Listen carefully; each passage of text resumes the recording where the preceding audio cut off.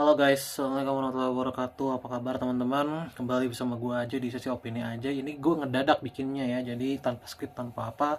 Karena gue baru aja mendapatkan berita dari sosial media yang gue baca ada sebuah insiden yang terjadi. Gue nggak tahu insidennya hari ini atau kemarin ya. Tapi gue lihat beritanya ternyata udah lumayan banyak. Mungkin kemarin ya beritanya.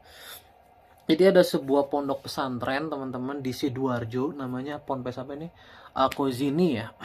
Al-Khazini di Bunduran Sidoarjo yang katanya gedung eh, ponpesnya katanya yang bagian tengah sampai belakang itu runtuh. Ya, yang mengakibatkan 5 orang atau 5 santri tewas. Ya, sampai saat ini 5 santri tewas dan katanya masih ada pencarian korban lainnya ya sampai hari ini. Wow, untuk gue ini adalah sebuah kasus yang sangat luar biasa. Ya, kenapa sangat miris ya?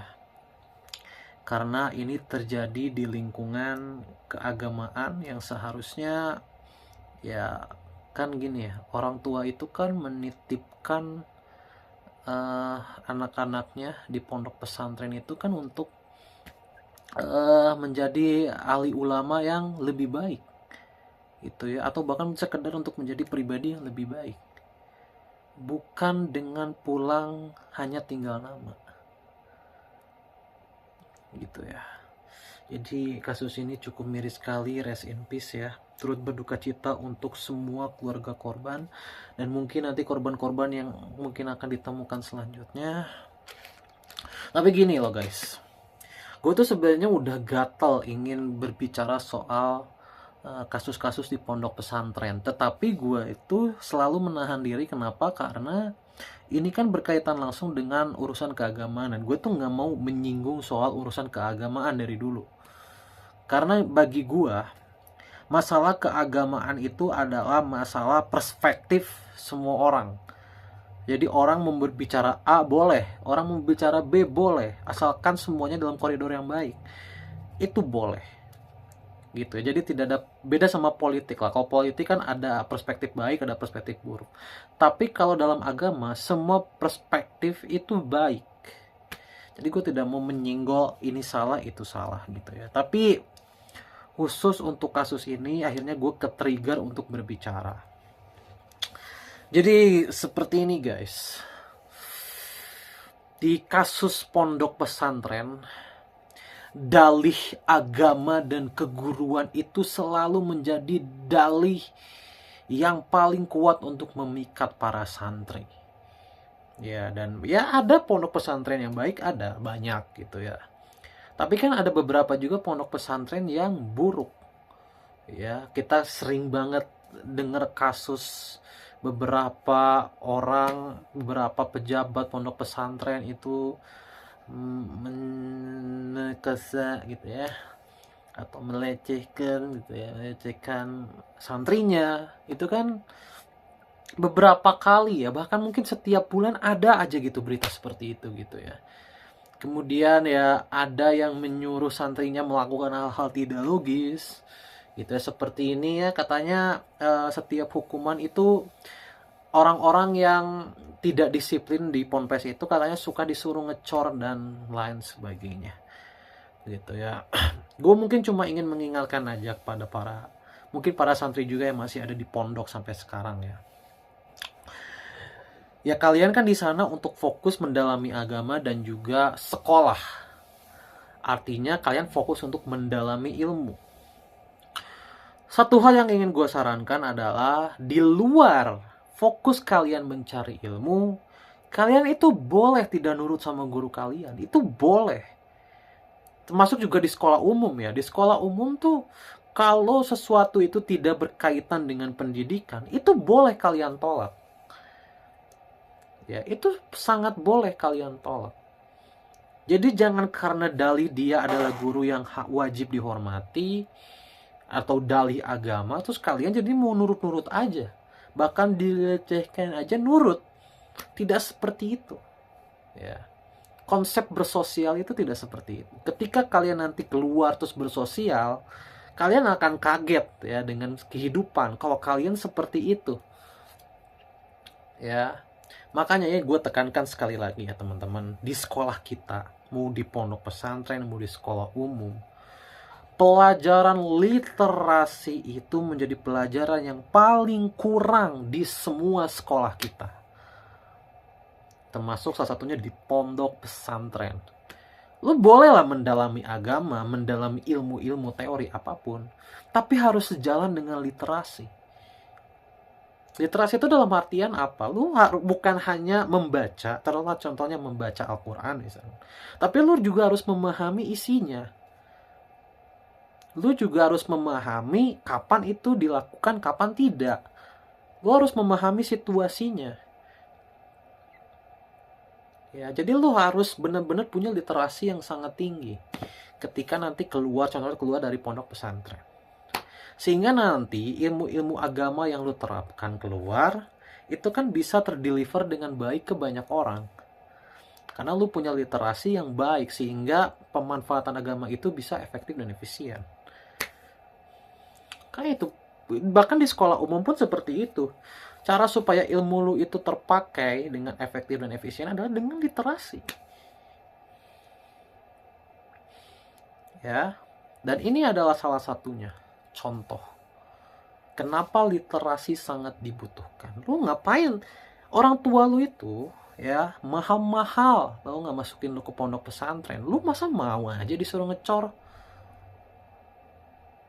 Ya, dengan dalih keagamaan dan dia adalah guru kalian. Nggak seperti itu.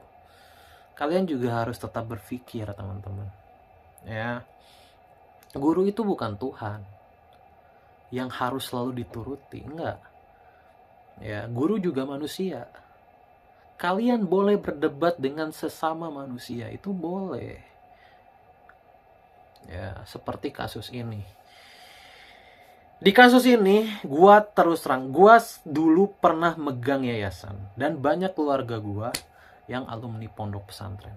Itu banyak. Jadi gue sering sekali ya ngejenguk mereka di beberapa pondok pesantren, ngobrol bla bla bla gitu. Jadi gue memang sedikitnya tahu juga, meskipun gue nggak pernah masuk ke dalamnya. Gue juga dulu pernah ditawarin masuk pondok pesantren, tapi gue nggak mau. Kenapa? Karena gue orangnya nggak mau dikekang.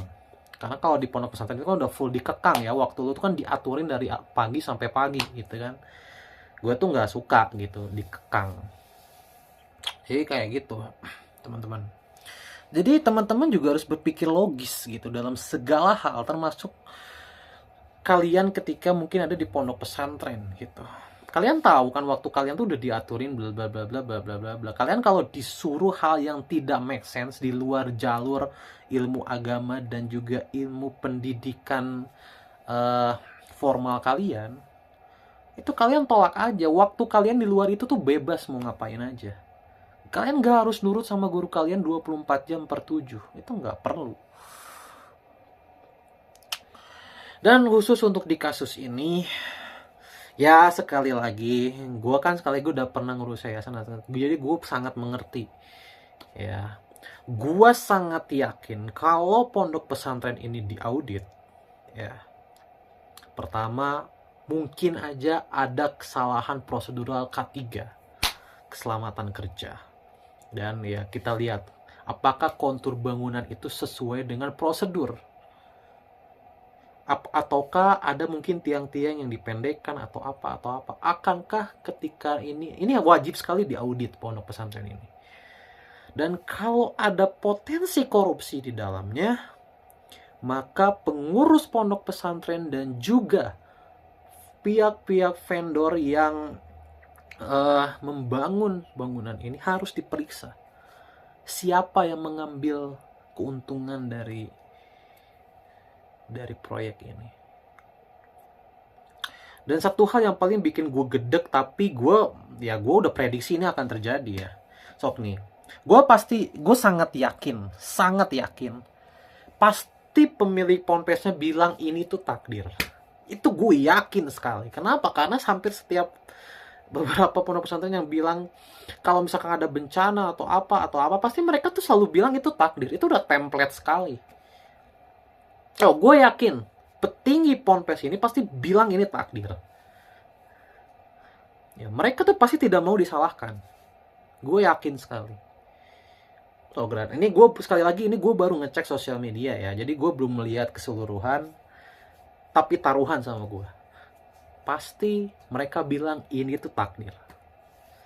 Itu udah template sekali di semua pengurus. Hampir semua pengurus pondok pesantren kalau ada bencana apapun, mereka akan selalu bilang itu takdir. Dalihnya selalu seperti itu.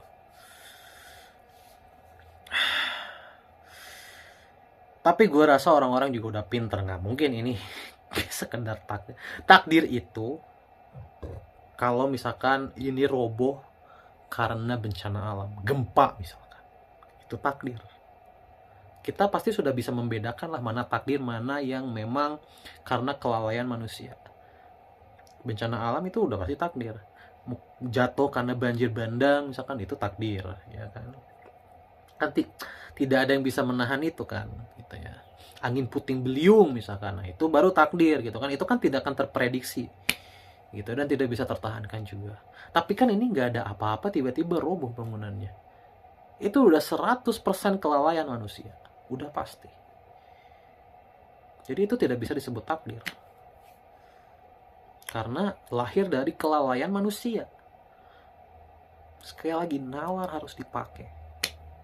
Kalian boleh belajar agama segambreng, boleh belajar pelajaran formal segambreng, tapi kunci untuk menggunakan ilmu-ilmu tersebut adalah nalar dan logika. Supaya kalian tidak terbrainwash oleh pemikiran-pemikiran yang sesat. Ya, jadi sekali lagi, gue harapkan kasus ini diaudit. Ya, baik vendornya, ya arsiteknya, yang membangun bangunannya, ataupun pengurus pondok pesantrennya. Kalau ada potensi korupsi di sana, potensi prosedural K3 yang tidak memenuhi standar, dialah penyebab utamanya. Kenapa bangunan ini roboh? Karena sudah pasti ini tidak sesuai standar, itu sudah pasti. Tapi belah mananya kan kita nggak bisa prediksi ya.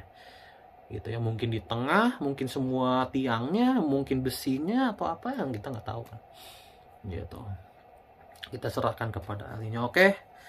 Jadi sekali lagi, ini juga membuka mata kita semua ya, bahwa gini teman-teman.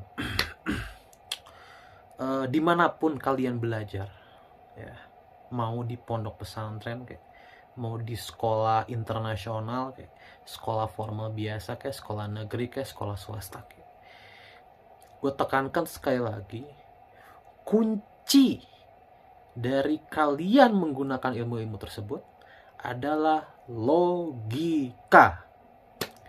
Dasarnya apa? Literasi. Literasi itu bisa ditingkatkan dari apa? Dari kalian membaca. Dari kalian sekarang ada sosmed, kalian bisa lihat sosmed. Dari kalian menjalani aktivitas sosial. Jangan pernah remehkan aktivitas sosial, karena itu bisa membuka literasi teman-teman. Ya.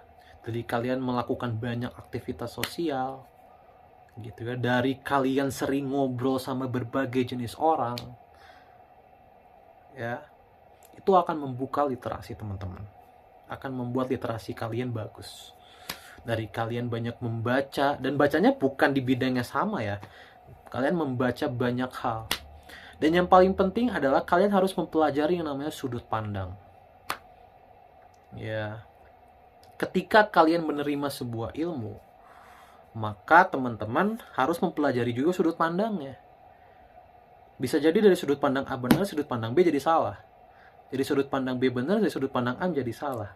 Itu adalah kuncian literasi yang bagus. Mempelajari segala jenis sudut pandang. Itu yang akan membuat kalian pintar dan membuat logika kalian jalan. Oke? Itu aja pesan gue untuk mungkin para kalian-kalian yang masih menimba ilmu sampai sekarang ya.